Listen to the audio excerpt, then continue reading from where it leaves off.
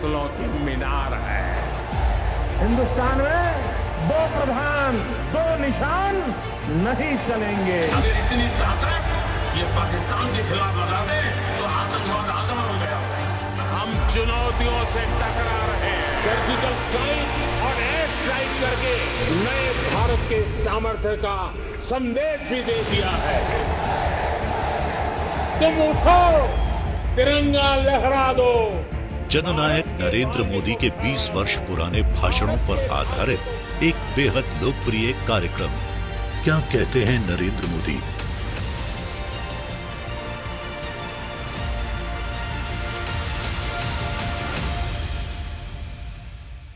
नमस्कार, मैं हूं आपके साथ पूर्णिमा मिश्रा और हमारे खास प्रोग्राम क्या कहते हैं नरेंद्र मोदी में आज आपको सुनवाएंगे प्रधानमंत्री मोदी का एक ऐसा ऐतिहासिक भाषण जिसमें उन्होंने कहा कि स्वच्छ भारत अभियान जीवन रक्षक सिद्ध होने के साथ साथ जीवन स्तर को ऊपर उठाने का काम भी कर रहा है। 2 अक्टूबर 2019 को गुजरात के साबरमती आश्रम में मोदी ने कहा कि राष्ट्रहित में हर किसी को एक संकल्प जरूर लेना चाहिए। वो शौचालय आज देश की सोच का अहम हिस्सा हो गया है। बॉलीवुड से लेकर खेल के मैदान तक स्वच्छता के इस विराट अभियान ने हर किसी को जोड़ा, हर किसी को प्रेरित और प्रोत्साहित किया। साथियों, आज हमारी सफलता से दुनिया चकित है। आज पूरा विश्व हमें इसके लिए पुरस्कृत कर रहा है, सम्मान दे रहा है।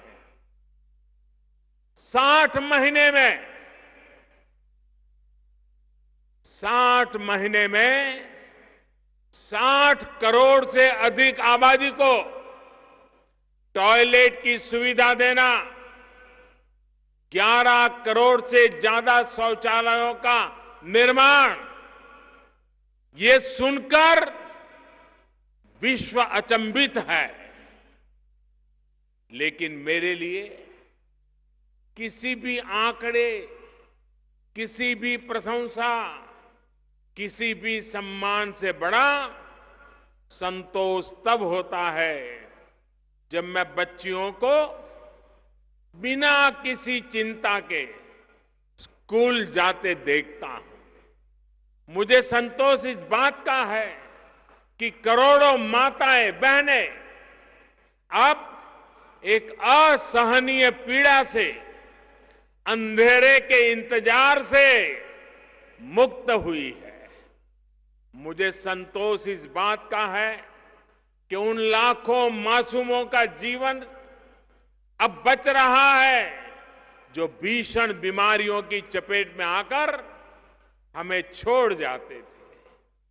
मुझे संतोष इस बात का है कि स्वच्छता की वजह से गरीब का इलाज पर होने वाला खर्च अब कम हुआ है।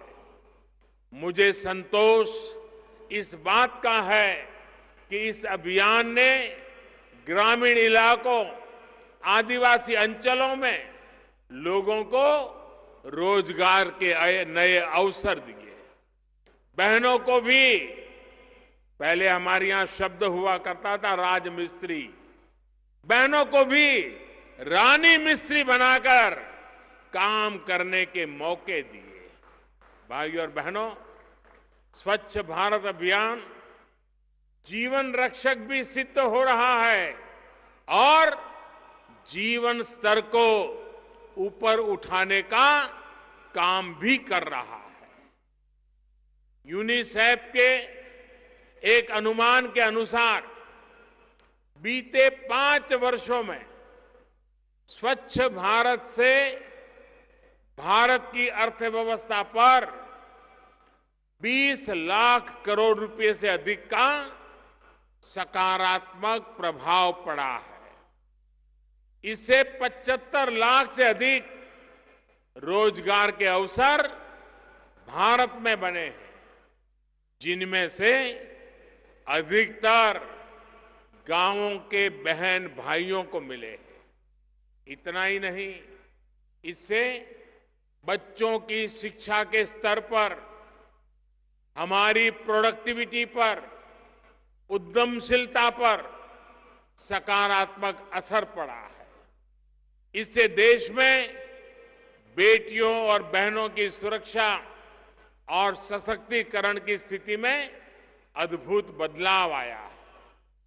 गांव, गरीब और महिलाओं के स्वावलंबन और सशक्तिकरण को प्रोत्साहित करने वाला ऐसा ही मॉडल तो पूज्य महात्मा गांधी चाहते थे। यही महात्मा गांधी जी ने स्वराज के मूल में था। इसी के लिए उन्होंने अपना जीवन समर्पित कर दिया। साथियों, लेकिन अब सवाल यह है, क्या हमने जो हासिल कर लिया है वो काफी है क्या?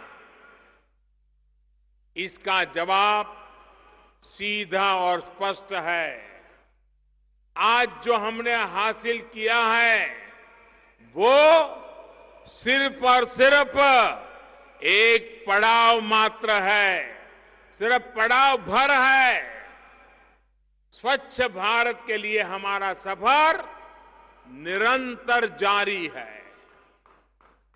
अभी हमने शौचालयों का निर्माण किया है। शौचालय के उपयोग की आदत की तरफ लोगों को प्रोत्साहित किया है। अब हमें देश के एक बड़े वर्ग के व्यवहार में आए इस परिवर्तन को स्थायी बनाना है। सरकारें हो, स्थानीय प्रशासन हो, ग्राम पंचायतें हो, हमें सुनिश्चित करना है कि शौचालय का उचित उपयोग हो। जो लोग अब भी इससे छूटे हुए हैं उन्हें भी इस सुविधा से जोड़ना है। भाइयों और बहनों, सरकार ने अभी जो जल जीवन मिशन शुरू किया है उससे भी इससे मदद मिलने वाली है। अपने घर में, अपने गांव में, अपनी कॉलोनी में वाटर रिचार्ज के लिए, वाटर रिसाइकलिंग के लिए हम जो भी प्रयास कर सकते हैं वो करने चाहिए। अगर हम ये कर पाए तो टॉयलेट के नियमित और स्थायी उपयोग के लिए इससे बहुत मदद मिलेगी। सरकार ने जल जीवन मिशन पर 3.5 लाख करोड़ रुपए खर्च करने का फैसला किया है। 3.5 लाख करोड़ रुपए। लेकिन देशवासियों की सक्रिय भागीदारी के बिना इस विराट कार्य को पूरा करना मुश्किल है। साथियों, स्वच्छता, पर्यावरण सुरक्षा और जीव सुरक्षा, ये तीनों विषय महात्मा गांधी के प्रिय विषय थे।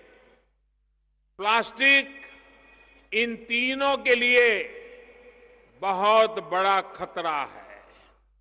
लिहाजा साल 2022 तक देश को सिंगल यूज प्लास्टिक से मुक्त करने का लक्ष्य हमें हासिल करना है।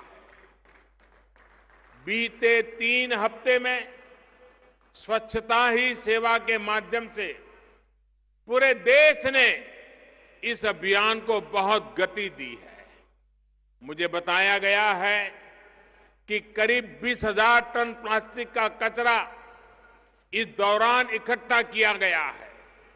इस दौरान ये भी देखने को मिल रहा है कि प्लास्टिक के कैरी बैग का उपयोग बहुत तेजी से घट रहा है।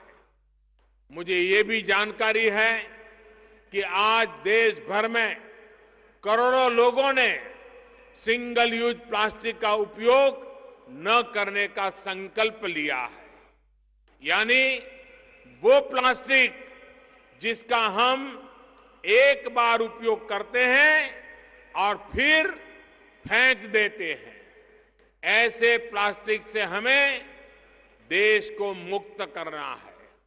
इससे पर्यावरण का भी भला होगा, हमारे शहरों की सड़कों और सीवेज को ब्लॉक करने वाली बड़ी समस्या का समाधान भी होगा और हमारे पशुधन की, समुद्री जीवन की भी रक्षा होगी।